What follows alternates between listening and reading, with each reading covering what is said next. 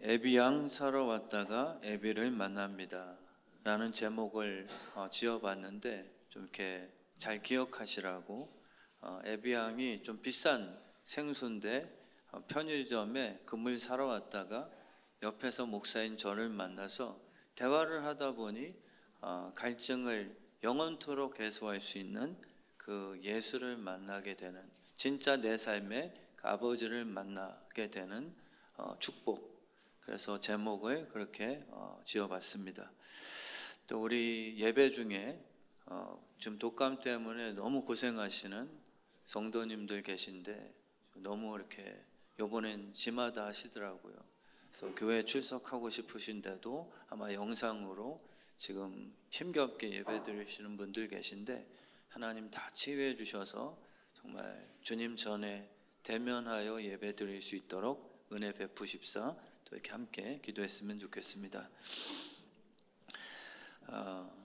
오늘 말씀 보시면 그런 물을 내게 좀 달라고 요청하죠. 그런 게 있으면 나에게 좀 주세요. 그런 게 없죠. 세상에는 그게 사기입니다. 사기. 다시 목마르지 않을 그런 물이 있다. 그걸 팔아먹습니까? 그러면은 그건 사기죠. 예수님은 진심으로 얘기하십니다. 나에게 그런 물이 있다. 그러니까 이 여인이 그런 물이 있다면 나에게도 좀 주십시오. 그러니까 비싼 물을 마셔도 몇 시간이 지나면 또 갈증이 생기거든요. 우리는 그거 당연한 원리라 생각하지만 죄에 대한 결과죠. 물이 썩은 게 아니라 내 육체가 문제입니다. 당뇨병에 걸리면 일반인보다 더 갈증을 빨리 느끼죠. 그게 환자의 증상입니다. 원래 하나님께서 아담과 하와를 창조하실 때는 자체 시스템이 있었겠죠. 이 지구처럼 자체적으로 수증기가 올라가고 구름이 생겨 비를 내려서 사람들이 필요한 그 물을 공급하게 하는 창조의 원리요. 우리 몸속에도 만약에 그런 게 있다면, 낙타도 있고 또 다람쥐 종류 중에 한 다람쥐는 5개월 동안 겨울잠을 자도 갈증을 못 느끼는 그 자체 시스템이 있습니다. 그러니까 하나님이 못해서가 아니라 우리가 죄 짓고 나서 나타난 증상 중에 하나가 아무리 먹어도 마셔도 누려봐도 또 갈증이 느끼는 우리의 죄로 말미암은 그 증상들, 계속 중독이 되죠. 중독이요. 그래서 필리코 주얼리 워터라는 것은 1리터당 170만 원이래요. 무슨 물인지 모르겠지만 최고 비싼 물 중에 하나겠죠. 나는 그런 물 마시는 부자다. 그러니까 주님께는 상관없다, 소용없다. 그런 귀족층을 찾으시는 게 아닙니다. 무슨 물을 마시냐를 묻지 않으시거든요. 무슨 물을 마시냐가 너희의 생명 결정이 아니라 영원히 목마르지 않는 진짜 생수를 마셔야만 죽지 않을 수 있다. 그 문제를 다루고 싶어 하십니다. 그래서 이 땅에 오신 거죠. 오늘 등장하는 이 여인은 목말라 합니다. 그리고 포기하며 살죠. 남자가 5인데도 만족감이 없어요. 이유는 정확하게 성경에 기록되어 있지 않아 이 학자들마다 조금 해석이 다르지만 어쨌든 오늘 말씀에 다 공감할 수 있는 것은 수치심입니다. 그리고 만족하지 못하는 그 여인의 대표 주인공으로서 등장하죠. 남자가 5인데도 이렇게 삶이 피곤한, 갈증을 느끼는, 뭔가 행복하지 않는, 많이 가져봤는데 숫자가 그게 답이 아니구나 라는 것을 이야기하고 계시는 거죠. 그래서 이 여자는 오히려 그 수치심 때문에 사람들을 피해 다닐 것을 결정했습니다. 너무 뜨거운 태양이거든요.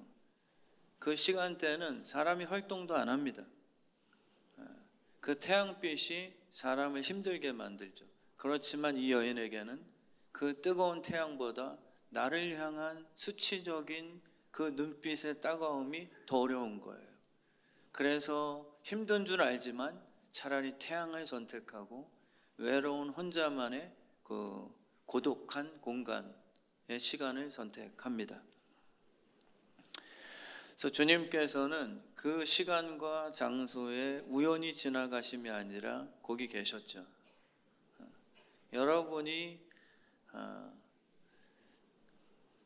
지금 피하고 싶은 그 나름 만들어 놓은 공간, 거기 예수님이 계십니다. 우리는 핑계를 대죠. 그냥 나는 혼자 있는 게 좋아. 그냥 나는 그 시간대가 좀 편합니다 라고 얘기하지만 사실 피하고 싶은, 만나고 싶지 않은 그러한 내 속에 어떠한 수치심. 근데 주님은 그 피한 여인을 피하지 않고 오히려 자연스럽게 찾아와 주시는 그 이야기가 오늘 담겨져 있습니다. 그리고 뜬금없이 남의 남편을 보고 싶어 하세요. 네 남편 좀 보고 싶다.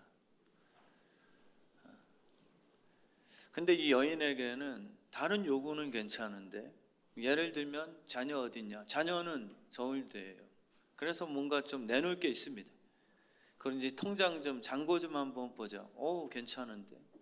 그리고 당신의 학력 졸업 증명서 좀 보자. 그럼 나름 뭐 이렇게 꿀리지 않다. 근데 예수님이 정확하게 말하고 싶지 않은, 꺼내고 싶지 않은 남편에 대한 그 질문을 정확하게 딱 찔러버리셨죠. 당신의 남편을 보고 싶다고.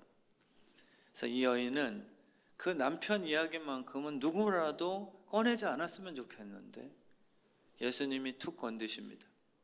우리 교회 안에서도 그렇죠. 자녀 얘기만큼은, 또 내 과거에 대해서만큼은, 그 좀 예민하고 아픈 상처 부위들 있잖아요. 물론 조심하셔야 됩니다. 아무나 건드렸다간 덧나죠. 그러나 예수님의 의도는 들춰냄이 아니라 결국 치유가 되고 예배의 대상으로서 그 삶을 완전히 변화시키는 데까지 이끌어 가심을 오늘 말씀 통해 이제 깨닫게 되실 겁니다. 이 여인은 예수님의 당황스러운 질문에도 화를 내지 않았어요. 반하잖아요. 왜 저런 질문하지? 제가 상담을 하는데 목사로서 뜬금없이 딱 앉았는데 성령께서 깨닫게 해주셨어요.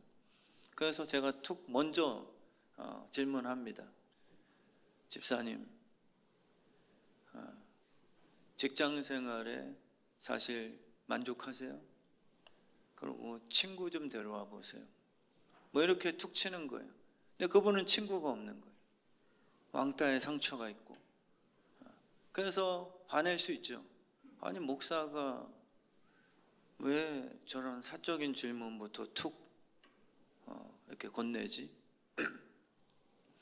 근데 이 여인은 화를 내거나 거짓말을 선택하지 않았죠. 주님의 눈빛을 보면서 그 질문은 너무 피하고 싶었으나 예수님은 피하고 싶지 않은 뭔가 매력, 그럴 때 있잖아요. 너무 숨기고 싶은 이야기인데 정말 그 멘토, 부모님 같은 분, 그분이 저를 바라보면서 그런 좀 아픈 이야기를 꺼냈는데 왠지 화가 나거나 거짓말해서 숨기려고가 아니라 오픈하고 싶은, 그리고 눈물이 나버리는 그런 지금 어떠한 이야기입니다. 그래서 이 여인은 거짓말하지 않았어요. 내 남편 대기업 출장 가느냐, 지금 연봉이 3억씩인데 바빠서 지금 떠나 있습니다. 이런 식으로 회피성 거짓말도 안 하고요. 오히려 기회로 삼죠. 뭔가 이분이 어떻게 이런 질문을 하지? 한번 내 삶의 전환점으로 삼아볼까? 저 눈빛이라면, 저 말투라면 공격적인 것이 아니라 뭔가 알고 하시는 말씀 같은데 라는 걸 영적으로 느끼고 그는 정직을 선택했습니다. 왠지 솔직하고 싶어진 마음이에요. 오늘 이 부분을 치유할 수도 있겠구나 라는 희망을 걸었을 가능성이 있는 거죠. 남의 약점을 드러내는 의도가 아닙니다. 그거는 치사한 거잖아요. 다 듣고 왔으면서 모르는 척 떠보는 식의 그 질문들, 우리 교회는 없길 바라고 없는 줄 전 믿습니다. 알면 기도해 주시고요.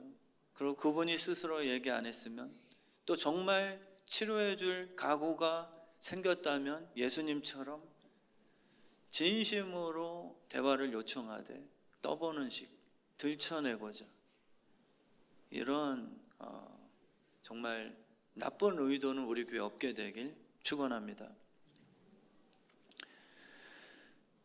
좋은 상담사는 상담 내용을 듣고 약점 잡지 않거든요.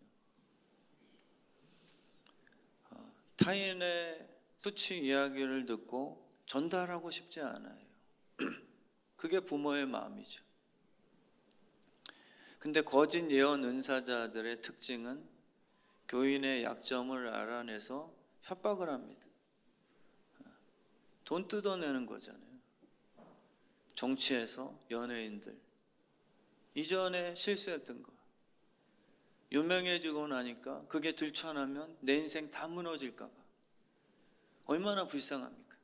그러니까 뒤에서 너 매덕 안 주면 내가 다 터뜨릴 거야. 얼마나 불안하고, 날 사랑하지 않는데 내 치부를 알고 있다는 그 사실이 인생을 폐허로 만듭니다. 노예로 만들어요. 예수님이 내 수치를 안다는 것은 완전 다른 이야기죠. 다행이다. 그리고 그분의 그 사랑이 나를 회복시킬 거다.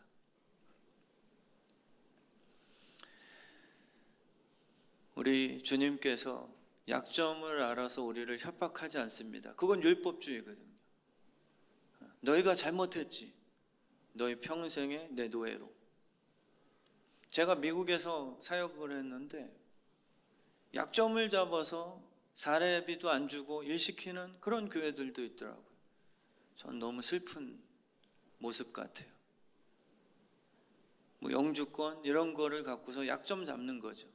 너 그러고 노동력 착취처럼. 주님은 그런 분이 아니세요. 예수님은 우리를 고쳐주기 위해서 먼저 MRI 검사 결과를 설명하시는 겁니다. 희망적이지 않으십니까? 내 수치를 안다는 창피함보다 평생에 숨기고 살아야만 되는 나의 치부를 이제 깨끗하게 고쳐주실 수 있는 구속자, 구원자가 나타나심에 대한 희망, 이걸 오늘 우리에게 깨닫게 해주시는 것이죠. 주님께서는 남편 데려오라 그랬습니다. 근데 이 여인에겐 5명의 남자가 있거든요. 근데 예수님이 그렇게 얘기하세요. 진짜 네 남편 불러오라고. 다 가짜라고 이렇게 정확하게 말씀하시죠. 남자는 많은데 가만 생각해 보니 진짜 성경이 요구하는 그런 남편은 없다. 우리의 삶일 수 있습니다. 다 있는 것 같죠. 돈이 있고 자녀도 있고 교회도 있고 예배 시간도 있고 친구도 있고 스승도 있고 목장도 있고, 그러나 주님께서 하시는 말씀은 진짜를 데려와 봐라. 진짜 생각보다 진짜 관계를 맺고 축복 속에 살아가는 복받은 인생이 드물 수 있습니다. 다 이 여인 같은 거죠. 갈증을 느낍니다. 부모 밑에서 태어나고 부모가 계신데 부모 때문에 갈증을 느끼고, 자녀가 있는데 사랑은 하는데 자녀 때문에 갈증을 느끼는 그런 또 부모들도 계시고, 친구는 있는데 진실하지 않은 것 같아서 뭔가 굉장히 표면적이고 겉핥기 같고, 진짜 친구가 맞나? 교회는 있는데 진짜 이 교우들이 예수 피로써 성경이 이야기하는 그 하나된 공동체가 맞나? 주님은 지금 그걸 말씀하시는 거예요. 너의 교우를 데려와 볼래? 너의 진짜 남편을 한번 데려와 볼래? 근데 마귀는 그 진짜 남편을 다 뺏어갔죠. 세상에서 좋은 남편감을 다르게 해석하게 만들었습니다. 연봉 많은 남편, 경제력이 있는 남자, 제 남편 멋있죠? 근데 성경은 그 남자를 남편이라 안 하고 아담을 하와의 남자라고 칭하죠. 뼈 중에 뼈라고 얘기할 수 있는 그러한 고백을 지닌 자들 있냐? 널 위해서 죽어줄 수 있는 예수가 교회의 남편인 것처럼 너에게 있어? 진짜 남편? 진짜 너를 위해서. 아담이 선악과 먹고 한 짓이 뭐냐면 아내를 버린 거예요. 아내를 위해서 남편이 되어주지 않고 당신이 만든 아내 때문에 내가 이 범죄에 저질렀습니다라고 치사한 짓 했죠. 남편이 사라졌어요. 아내는 외톨이가 되고 가시안건기 속에 부부가 된 것뿐이죠. 주님께서 오늘 말씀 통해 그 진짜 남편 예수 그리스도, 그리고 우리에게 다시 회복해 하시는 그 행복을 지금 이렇게 말씀해 주시는 거거든. 그래서 진짜 남편이란 뼈 중에 뼈인 거예요. 저도 그런 남편이 돼야 되고요. 정말 아내가 어려울 때 먼저 도망가는, 제 동생이 있는데 지금 목사 잘하고 있어요. 근데 그 친구가 약혼했을 때 저희는 뒤에서 걸어가고, 이제 제 동생과 약혼녀 제 재수 씨는 지금 앞으로 걸어가는데, 갑자기 큰 소리를 내면서 엄청 놀래고, 제 동생이 축구를 잘 차고 달리기 빠르거든요. 후다닥 하고 사라진 거예요. 그리고 제 재수 씨는 운동신경이 없으니까 뭐 이렇게 우왕좌왕, 가만 보니까 뱀이 나타난 겁니다. 한심한 녀석. 저 같으면은 예수의 이름으로 이 자식, 너는 뱀탕이 될 줄 알아. 이건 농담이니까 일러주시면 안 되고요. 우리가 진짜 남편이 있는가? 정말 진짜 아내가, 교회가 예수님을 위해서 진심으로 사랑으로 복종할 수 있는 그 아름다운 관계가 다 깨진 거죠. 오직 육신적으로 다 변질됐습니다. 그냥 동거하는 수준이죠. 마귀가 그렇게 만들어요. 예수가 오셔서 교회를 통하여 그걸 회복시키실 것입니다.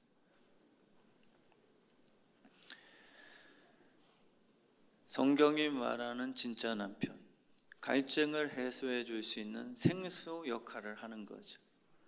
지금 여기 앉아 계신 남편들이 그 회복과 은혜가 임할지어다. 정말 우리 아내들만 안면하시는 것 같은데.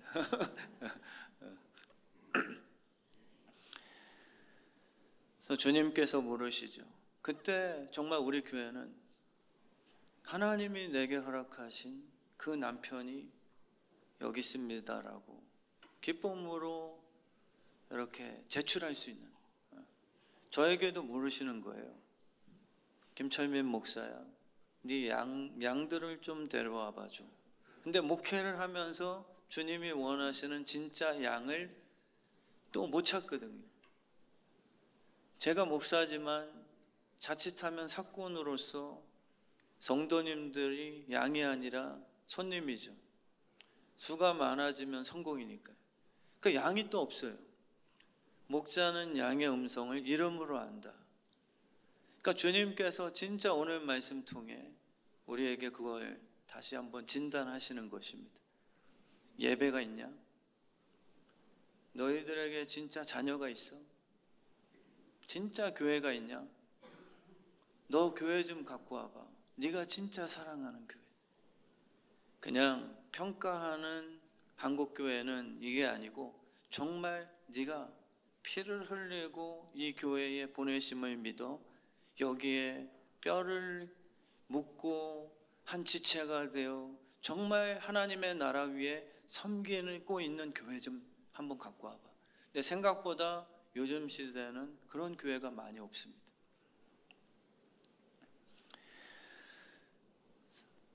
가인은 자기 멋대로 드린 예배를 증거 사진 영상으로 제출했죠. 하나님 이 정도면 되잖아요. 근데 하나님은 이거 캔슬, 딜리트한다. 나 이거는 쳐줄 수 없어. 이건 예배가 아니야. 네 뜻대로 네 마음대로 했으니까. 아벨의 예배만 진짜 예배다. 우리 교회가 신령과 진정으로, 오늘 그게 핵심이거든요. 영과 진리로 예배하는 거. 정말 그 예배가 발견되는 교회 되게 하신 줄 믿습니다. 일주일 동안 오신 그 강사님들이요, 저희 교회 무명의 교회잖아요. 이제 설립한 지 2년 조금 넘은 건데 누가 압니까? 근데 이렇게 오고 나셔서 기대도 안 하고 오셨다가 예배 끝나고 나면, 거짓말이 아니에요. 제가 과장하는 거 아닙니다. 정말 5분 모두 다가 목사님 새벽인데 이렇게 교인들의 예배 그 분위기와 뜨거움의 흡수가 너무 좋습니다. 그 목사님들이 진짜 축복하고 가셨어요. 목사님, 이 지역에서 제 생각에는 용인 이 기흥 지역에 하나님께서 소위 세상말로 핫플이 될 것 같은데, 핫플 뭔지 아시죠? 와플 말고 핫플레이스, 예배 핫플레이스. 그 김윤희 교수님이라고도 유명하시잖아요. 김준건 목사님의 따님이신데, 그 교수님도 처음 오셨을 때는 뭐 지치셨는 것 같아요. 왜냐하면 밤까지 집회하시고 새벽같이 지방에서 운전하고 오셨으니 얼마나 피곤하시겠어요. 근데 예배 중에 회복되시는 것 같아요. 그리고 예배 끝나고 목양실에서 안 가세요, 이분이. 본인이 아는 좋은 목사님들 연결시키고 카톡 연결시켜 주시고, CCC에서 하는 거 계속 저랑 대화를 하시면서 분위기가 너무 좋다고. 그러니까 저는 다른 기쁨보다 진짜 감사한 게 정말 예배할 때가 언제지? 여러분의 마음이에요. 11시가 됐기 때문에 예배가 아니라 오늘 주님께서 이 여인에게 예배할 때가 왔다. 이곳에서 저곳에서 비대면을 주님께서 더 이렇게 권면하시는 거 아닙니다. 목회 힘들어져요. 자꾸 그런 식으로 해석하면. 그게 아니라 진짜 예배할 때, 여인이요 진짜 예배할 때가 왔다. 그 예배는 네 마음이다. 네 마음에 예수의 피로 내재 씻겨서 드디어 예수님을 만났다라고 고백하는 그 순간, 그게 진짜 예배다. 여기저기 형식이 아니라 정말 저 예루살렘에서는 예배한다고 하지만 그들은 자기가 뭘 예배하는지도 모르고 예배하는 자들이야. 왜냐하면 그 마음에는 예수가 없거든. 그리고 걔네들은 형식이야, 예식이야, 전통이야. 그대로 치러버리면 그냥 예배 드렸다라고, 이렇게 하면 나 복 주시겠지, 그냥 우상 숭배하듯이 할 뿐인데, 진짜 주님이 기뻐하신 거예요. 진짜 예배할 때는 우리 여러분 한 분 한 분들이 마음의 신령과 진정으로 회복되는 그 순간밖에 없습니다. 그래서 이 여인은요 정확한 진단받고 경의를 표하거든요. 너무 멋진 여인 아닙니까? 주님의 정확한 그 진단을 받고 기분 나쁘다, 도피하거나 피하지 않고요 희망을 걸어버렸어요. 선지자라고 예의를 표합니다. 정말 힘든 자세죠. 예수님이 자신에 대해 너무 잘 아시는데 그 말씀드렸던 눈빛과 말투가 공격적이지 않고 뭔가 느껴져요. 그래서 이 여인은 걸어버립니다. 자기의 삶을 거는 거예요. 이 분 앞에서 이분은 선지자가 맞다. 그래서 그 자리를 부담스러워하거나 도망쳐버리지 않습니다. 어떤 성도들은요, 설교 후에 저에게 그렇게 고백하세요. 저희 교회도 있어요. 딱 예배 끝나고 나니까 젊은 여집사님이 실제 그랬어요. 목사님, 오늘 설교는 어떻게 아시고 저를 위해서 정확하게 표적 중에 표적 설교였습니다. 근데 눈빛을 보니까 울고 있어요. 저를 향해서 표현은 표적 설교라는 부정의 언어가 아니라 하나님이 어떻게 나라셨지. 죄를 아는 게 부정적이 아니라 죄를 짓는데도 떠나지 않고 예수님의 눈빛을 보셔야 돼요. 사울아 사울아, 핍박하는 그 순간에 들켰네가 되시면 안 돼요. 우리는 잘할 때 발견돼서 율법주의적으로 잘할 때 나를 발견하셔서 잘한 행동으로 복받으려고 하는 보상심리죠. 그게 아닙니다.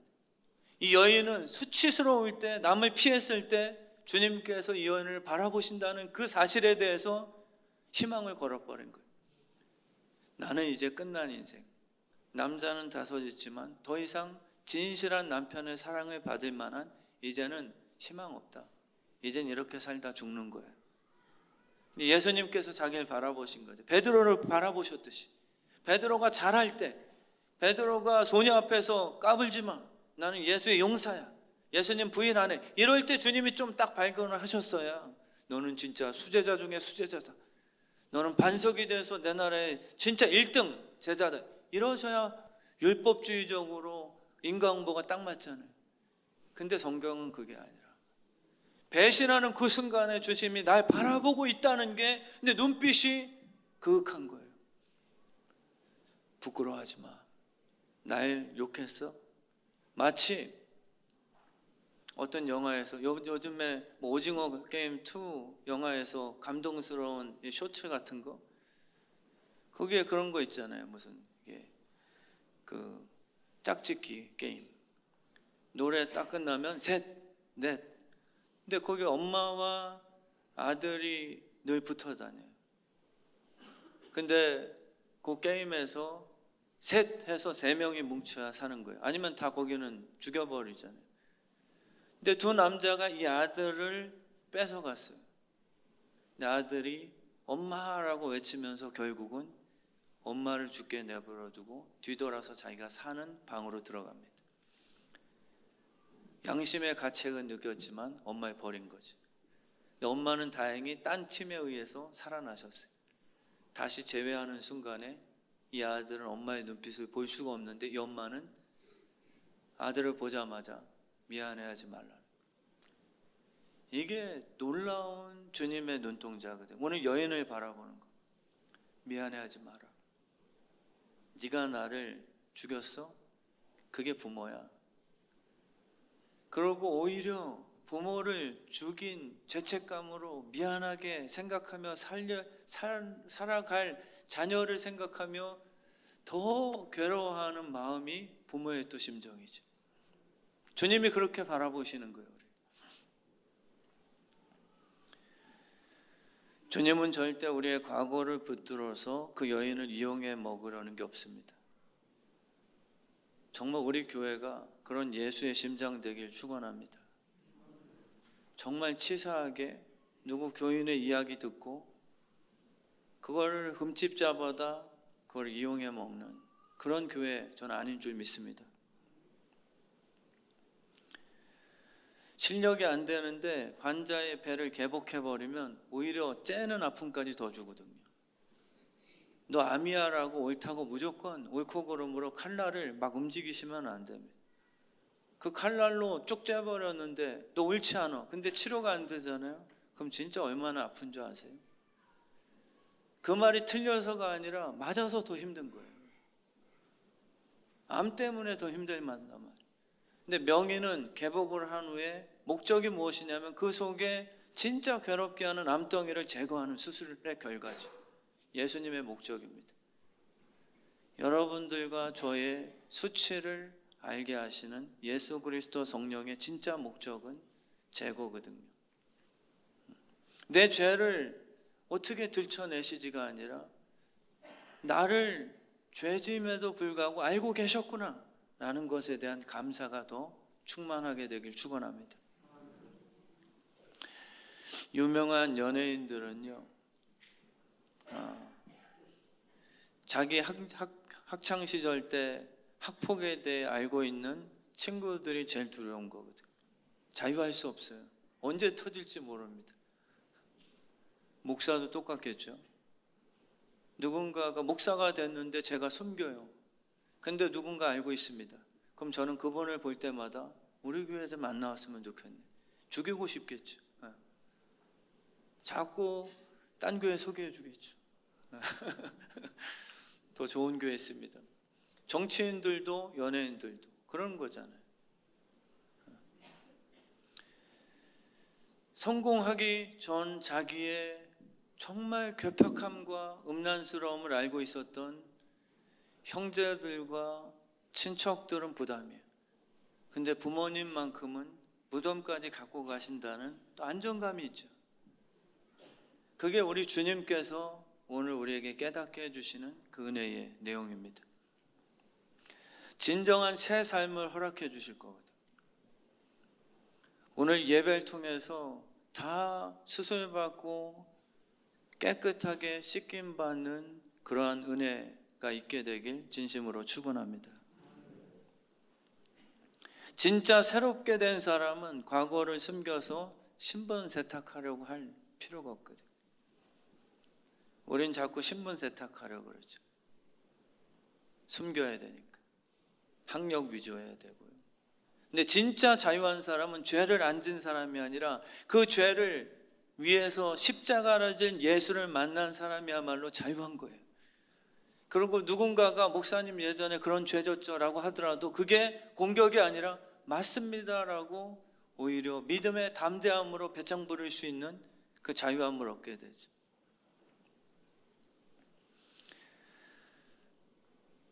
그 수치가 사라지고 진짜 예수 그리스도로 인해 행복해졌기 때문입니다.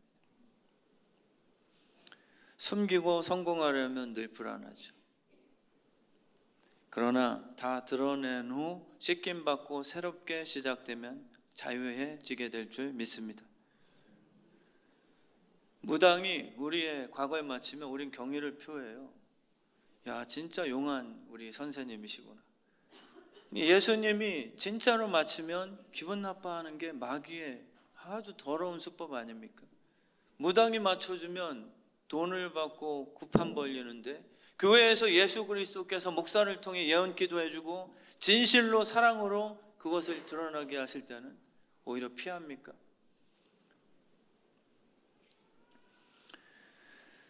이 여인은 예수님이 자신의 과거를 다 아신다는 이유로 상처받고 시험 들지 않았습니다. 오히려 진정 예배할 대상으로 결정해버리죠. 그 은혜가 오늘 있게 되길 진심으로 축원합니다. 우리가 겸손하면 주님께서는 정말 동에서 서가 먼 것처럼요, 그 죄를 완벽하게 씻겨주시는 그 은혜를 오늘 예배 통해 허락해 주실 줄 믿습니다. 결론을 짓겠습니다. 주님은 신령과 진정으로 예배를 드리는 자를 찾으시거든요. 영이 회복되어야 됩니다. 우리의 영에 죄가 끼면 영이 죽거든요. 그럼 육신적으로 종교 행사합니다. 육신이 원하는 걸 위해서 교회를 이성적으로 인본주의로 우린 육신으로 가인처럼 예배드려요. 열심내죠. 근데 아벨은 영으로서 예배드렸습니다. 인간의 힘으로 기도하시는 분들은 기도문은 좋은데 감동이 없죠. 근데 영으로 기도하시는 분들 그 기도 소리를 들어보면 성령께서 그 입을 통해서 기도를 하시다 보니까 뭔가 움직이며 움틀대는 그런 힘이 생기는 거예요. 정말 영으로 예배드려야 이때 뭔가가 나타나죠. 영이 살아나서 영의 세계에 들어가려면 예수의 피보혈로 씻김받아야 됩니다. 숨기고 있으면은 진짜 예배 성공 못하죠. 형제를 위하는 마음으로 예배 회복 못합니다. 그래서 영이 회복되면 내가 성령 충만함으로 슈퍼맨 되는 게 아니라 영과 진리가 같이 가야 진짜 예배 성공이거든요. 어떤 분들은 성령 충만해서 신비를 자꾸 얘기해요. 근데 진짜 예배는 영이 회복되면 뭘 받아들이고 싶어 하냐면 예수의 말씀 씨앗을 흡수하고 싶어요. 그냥 영이 충만하면 다 됐어 이러고 떠나시는 분들 계시거든요. 신비스러운 걸 체험하니까 뭔가 좋죠. 근데 그분들은 금방 식어집니다. 그러고 열매가 없어요. 그러고 교만할 가능성이 많으시고. 근데 진짜 성령 충만하여 진리의 씨앗을 진리로 영이 회복된 내 밭에 그것을 받아들이면 그분의 진리의 씨앗이 일하기 시작하죠. 그래서 오늘 말씀에 영과 진리로 예배 드리는 교회를, 하나님의 자녀를 찾으신다. 진리의 씨앗이 쑥쑥 자랄 수 있게 하는 옥토가 되길 진심으로 축원합니다. 그래서 우리가 죄 짓고 나면 예배 안 되거든요. 이 시간대 육적인 것만 자꾸 생각나요. 그리고 힘이 안 돋습니다. 목사인 저도 똑같아요. 죄가 안 씻겨지면 예배가 뭐 재밌습니까? 예배가 무슨 쇼도 아닌데. 정말 음란한 삼손은 다 막혔죠. 특세 때 임도균 교수님께서 영적 성장판이라는 제목을 갖고 설교하셨는데 그런 거예요. 죄가 들어가면 성장판이 다 닫힙니다. 그리고 기쁨의 그 공급이 다 막혀버려요. 그리고 이성적이 되죠. 근데 영이 회복되면 다시 공급이 살아나니까 기뻐지기 시작하고 아멘이 뜨거워지기 시작하는 거예요. 삼손은 하나님이 힘을 주셨는데 여인의 유혹의 손길에 이기지 못하여 음란을 선택하니까 더 이상 영적으로 성장 못하는 성장판이 닫힌 거잖아요. 이전에는 혼자서 몇백 명이라도 다 이길 수 있는 힘이 공급됐는데 이제는 자기 몸에 묶인 밧줄 하나 끊어낼 수 없는 그런 아주 연약한 존재로 전락하고 맙니다. 희한하게 영에 타락돼 버리고 죄가 씻기지 않으면 우리는 맥을 못 추게 돼요. 기쁘지 않습니다. 오늘 정말 예수의 보혈로 우리의 속에 있는 죄가 다 씻김 받아 진리로 예배가 성공되는 은혜가 있길 진심으로 축원합니다. 죄를 지으면 하나님이 안 보이거든. 아담아 아담아 어딨냐? 못 보신 게 아니라 죄가 지면 단절되죠. 죄가 회복되면 주님께서 다시 보기 시작하십니다. 아담아 어딨냐? 하와야 도대체 어딨냐? 그게 우리의 죄에 대한 비참한 결과입니다. 그래서 이 시간 우리 정말 영이 살아나서 진리의 씨앗이 심겨 열매로 자라나게 되는 그런 놀라운 축복의 예배 성공자들 되길 진심으로 축원합니다.